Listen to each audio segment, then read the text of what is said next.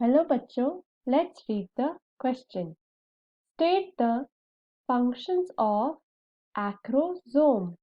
तो इस क्वेश्चन में हमें बताना है फंक्शंस ऑफ एक्रोसोम। तो आज का हमारा की कॉन्सेप्ट है स्पर्म। तो अब हम समझते हैं कि स्पर्म होता क्या है। जब मेल्स में प्यूबर्टी स्टार्ट होती है तो उनमें एक प्रोसेस स्टार्ट होता है जिसका नाम होता है स्पर्मेटोजेनेसिस। तो स्पर्मेटोजेनेसिस जो प्रोसेस है उसमें जो मेल्स में प्राइमरी सेक्स ऑर्गन होता है जो कि होता है हमारा टेस्टिस, वो रिलीज करता है या फिर प्रोड्यूस करता है हमारा मेल गैमीट जिसको हम बोलते हैं स्पर्म। तो जो प्रोसेस होती है जिसमें स्पर्मेटोगोनिया से हमारा स्पर्म फॉर्म होता है, इस प्रोसेस को ही हम स्पर्मेटोजेनेसिस बोलते हैं। एंड ये होता है हमारा टेस्टिस में। तो हम अब एक एक करके स्पर्म का स्ट्रक्चर के बारे में पढ़ते हैं। तो ये है डायग्राम हमारा स्पर्म का।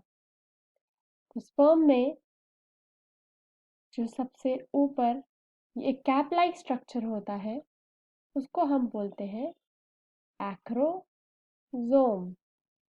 जो एक्रोसोम होता है इसमें प्रेजेंट होते हैं हमारे हाइड्रोलिटिक एंजाइम्स। इन हाइड्रोलिटिक एंजाइम का काम ये होता है कि ये हेल्प करते हैं स्पर्म को कनेक्ट करने में या फिर पेनिट्रेट करने में इनटू द एग। इसी ये जो अपर पोर्शन होता है इस पोर्शन को हम बोलते हैं हेड। एंड इसी हेड में हमारा प्रेजेंट होता है न्यूक्लियस।